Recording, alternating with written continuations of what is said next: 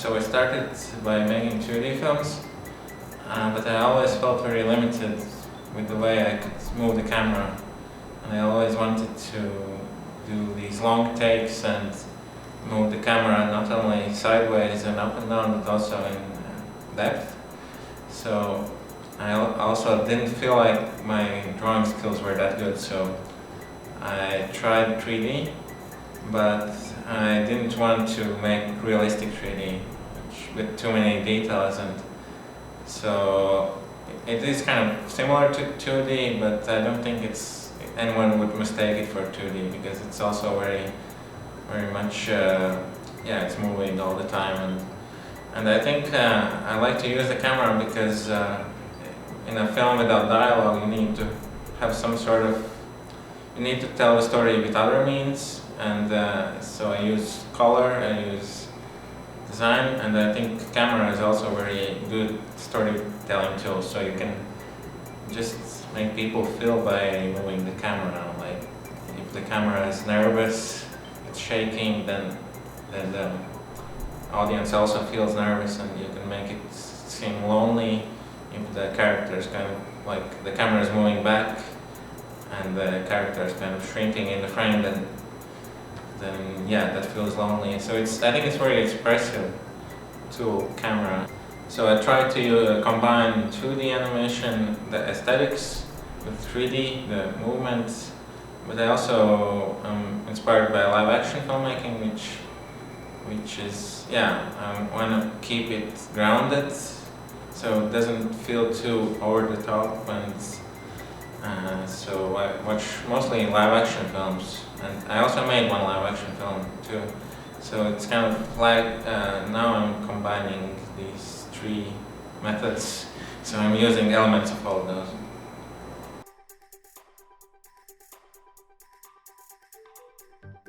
I guess the traditional way is to use first write a script and then do storyboards, and then do layouts, and you go through all these processes step by step, but I don't really do that. I don't write a script. I sometimes have a story outline, which is like a basic synopsis of the story, and I used to do some storyboards, but now I don't anymore.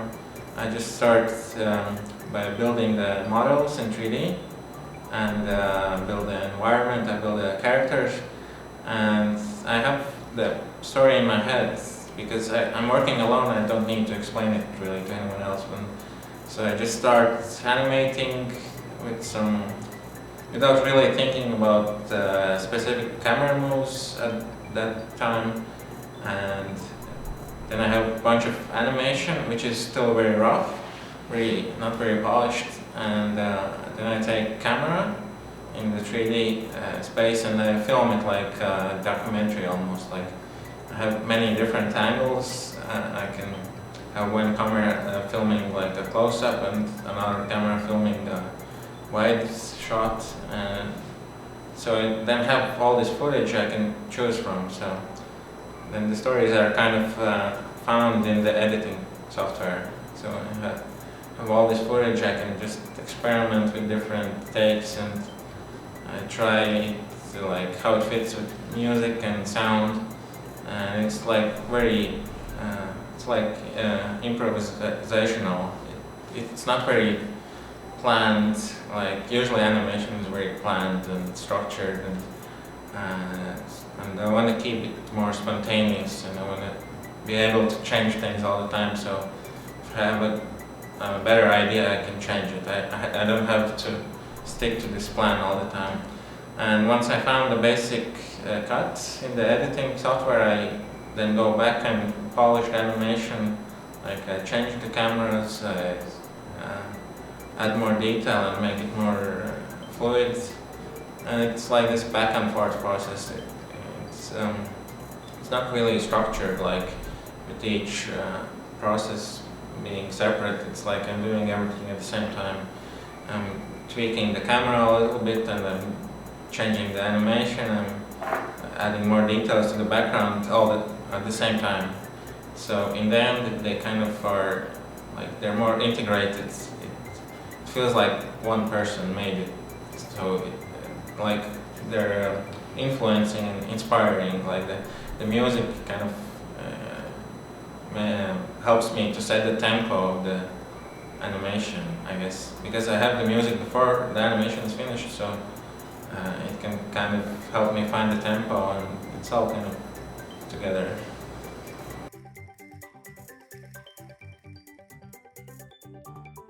The reason is that I tried writing dialogue and I just didn't feel comfortable. It's like it always sounded fake and it's forced, and I think animation is great for films without dialogue. It's like, it's so visual, and I think if you take out one element of filmmaking, then the others have to fill that hole, and they can be more powerful that way, because then if there's dialogue, then the images are competing with the words. But if you take that out, the images have more space, more time to develop, and just you focus more on the images. And also, because there's no dialogue, I try to think about what stories would make sense in a film without dialogue. So sometimes they're like set on an island where the character is alone, so he doesn't need to talk with anyone, or it's just animals. Or one film was about a character who can't hear, so he can't hear people talking. So I try to keep that in mind when I'm making the story.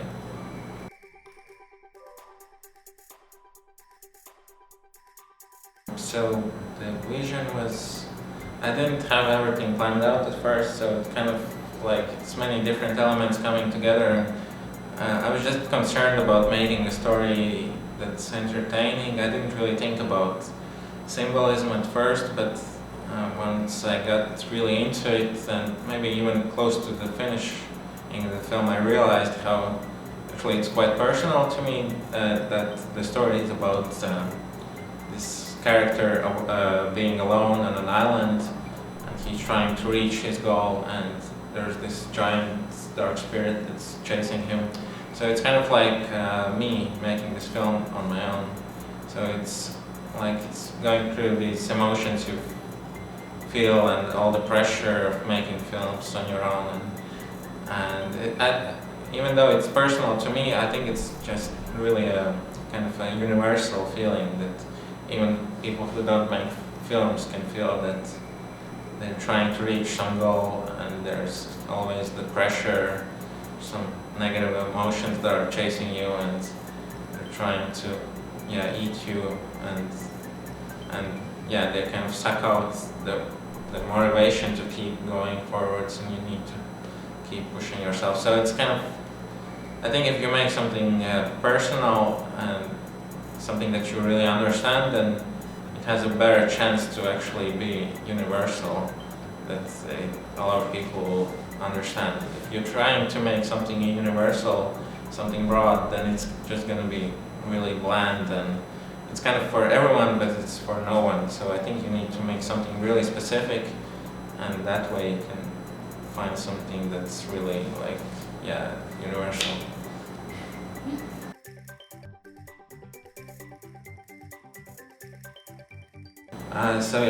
The most interesting part is that I get to make my own film. I don't have to make someone else's story, and I think it's much easier that way. It's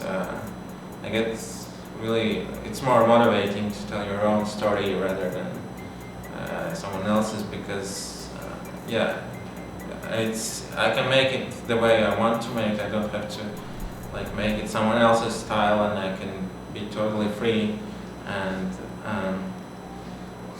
And the most difficult, I guess, is it's the pressure of making a film on your own. You don't have anyone to ask help, and I guess just the routine of doing the same thing all the time, all over again, it can be difficult.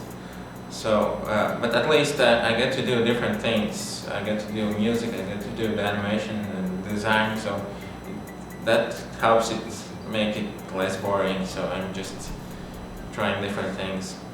And I think animation is so slow, and sometimes you want to feel that you're making some progress, and you work all day and you only like make a few seconds, if you're going really good actually, then it feels not very. Yeah, I want to feel like I've achieved something at the end of the day. So that's kind of difficult, that you work all day but you don't really achieve anything. So I think actually music is my most enjoyable aspect, because you can make music really fast. So you just start in the morning, and then by the end of the day you already have something finished and you can show it to people and it's done. So Erlin Yizhou, KDIAF 11 Gin Lai Kwa.